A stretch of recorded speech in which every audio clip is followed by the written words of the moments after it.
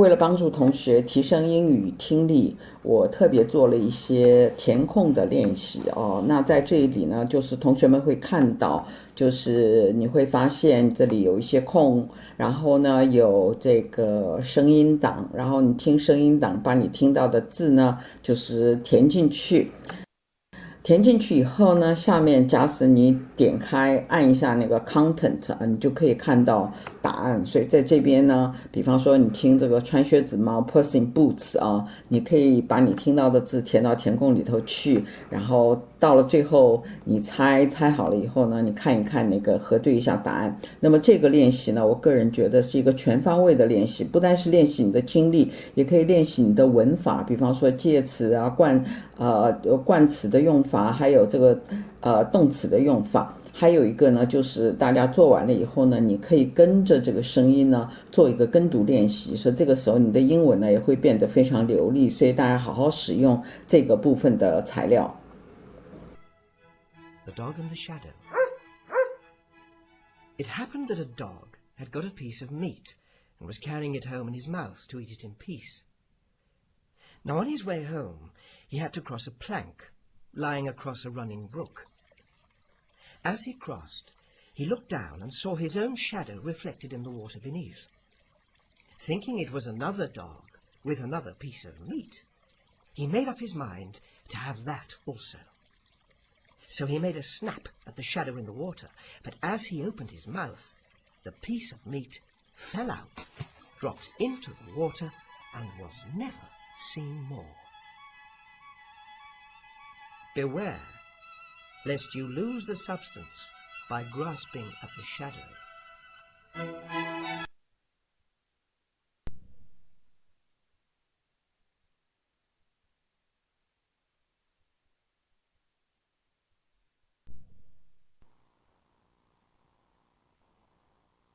The town mouse and the country mouse. Now you must know that a town mouse, once upon a time, went on a visit to his cousin in the country. He was rough and ready, this cousin, but he loved his town friend and made him heartily welcome. Beans and bacon, cheese and bread were all he had to offer, but he offered them freely. The town mouse rather turned up his long nose at this country fare and said, "I cannot understand, cousin, how you can put up with such poor food as this, but of course you cannot expect anything better in the country. Come you with me, and I will show you how to live. When you have been in town a week, you will wonder how you could ever have stood a country life." No sooner said than done. The two mice set off for the town and arrived at the town mouse's residence late at night. "You will want some refreshment after our long journey," said the polite town mouse, and took his friend into the grand dining room. There they found the remains of a fine feast, and soon the two mice were eating up jellies and cakes and all that was nice. Suddenly they heard growling and barking. "What is that?" said the country mouse. "It is only the dogs of the house," answered the other. "Only?" said the country mouse. "I do not like that music at my dinner." Just at that moment the door flew open. In came two huge mastiffs, and the two mice had to scamper down and run off. "Goodbye, cousin," said the country mouse. "What, going so soon?" said the other. "Yes," he replied. "Better beans and bacon in peace than cakes and ale in fear."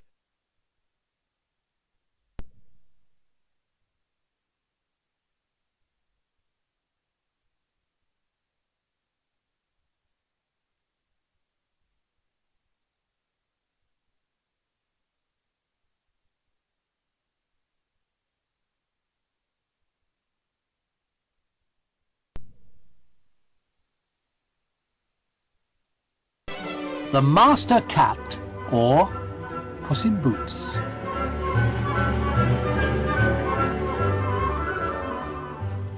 There was a miller who left no more estate to the three sons he had than his mill, his ass, and his cat. The division was soon made. Neither scrivener nor attorney was sent for. They would soon have eaten up all the poor patrimony. The eldest had the mill, the second the ass, and the youngest nothing but the cat. the poor young fellow was quite comfortless at having so poor a lot. "My brothers," said he, "may get their living handsomely enough by joining their stocks together, but for my part, when I have eaten up my cat and made me a muff of his skin, I must die of hunger." The cat, who heard all this, but made as if he did not, said to him with a grave and serious air, "Do not worry yourself, my good master. You have nothing else to do but to give me a bag and get a pair of boots made for me, that I may scamper through the dirt and the brambles, and you shall see that you have not so bad a portion in me as you imagine." The cat's master did not build up very much hope upon what he said, yet he had often seen the cat play a great many cunning tricks to catch rats and mice, as when he used to hang by the heels, or hide himself in the meal, and make as if he were dead, so that he did not altogether despair of his affording him some help in his miserable condition. When the cat had what he asked for, he booted himself very gallantly, and putting his bag about his neck, he held the strings of it in his 2 forepaws, and went into a warren where there was a great abundance of rabbits. He put bran and sow thistle into his bag, and, stretching out at length, as if he'd been dead, he waited for some young rabbits, not yet acquainted with the deceits of the world, to come and rummage his bag for what he had put into it. Scarce was he lain down, but he had what he wanted. A rash and foolish young rabbit jumped into his bag, and Monsieur Puss, immediately drawing close the strings, took and killed him without pity.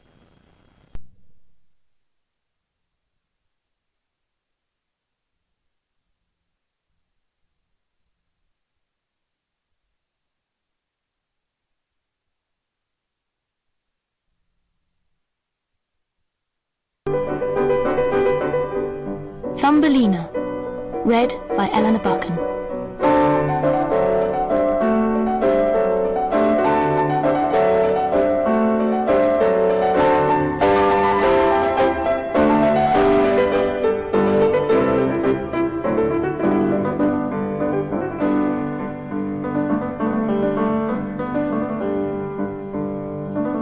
There was once a woman who wanted very much to have a little child, but she could not obtain her wish. At last she went to a fairy and said, "I should so very much like to have a little child. Can you tell me where I can find one?" "Oh, that can be easily managed," said the fairy. "Here is a barley corn, of a different kind to those which grow in the farmers' fields, and which the chickens eat. Put it into a flower pot, and see what will happen." "Thank you," said the woman, and she gave the fairy 12 shillings, which was the price of the barley corn. Then she went home and planted it, and immediately there grew up a large, handsome flower, something like a tulip in appearance, but with its leaves tightly closed as if it was still a bud. "It is a beautiful flower," said the woman, and she kissed the red and golden-coloured leaves, and while she did so the flower opened, and she could see that it was a real tulip. Within the flower, upon the green velvet stamens, sat a very delicate and graceful little maiden. She was scarcely half as long as a thumb, and they gave her the name of Thumbelina, or Tiny One, because she was so small.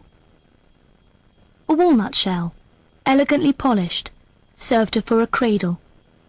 Her bed was formed of blue violet leaves, with a rose leaf for a counterpane.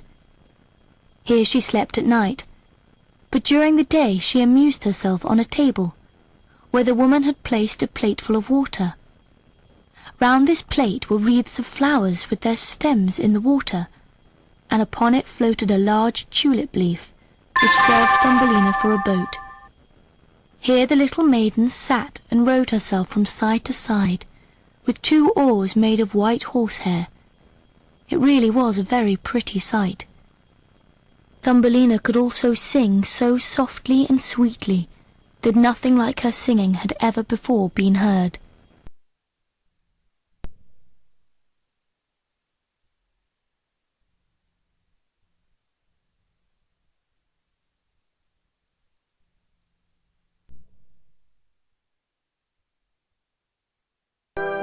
Plutarch was born about 45 to 50 AD in the reign of the Emperor Claudius, in a small town in Greece called Chaeronea. He spent most of his life there, apart from a brief period of fame he enjoyed in Rome when he lectured on Greek philosophy to young Roman students. His classes were renowned, and may have included the future Emperor Trajan. But Plutarch's personal philosophy was that men of intellect should involve themselves in the running of their local community. So instead of fame, he chose to return to Chaeronea and become a useful public servant, embracing the prosaic day-to-day necessities of running a small town. He does not seem to have felt confined by his provincial environment, and indeed what little is known of his private life gives the impression of domestic happiness, with a wife and children. He eventually rose to be an archon, or principal administrator of Chaeronea, and for many years was also a priest of Apollo. From his writings we know that he lived to an old age, though his date of death is not certain.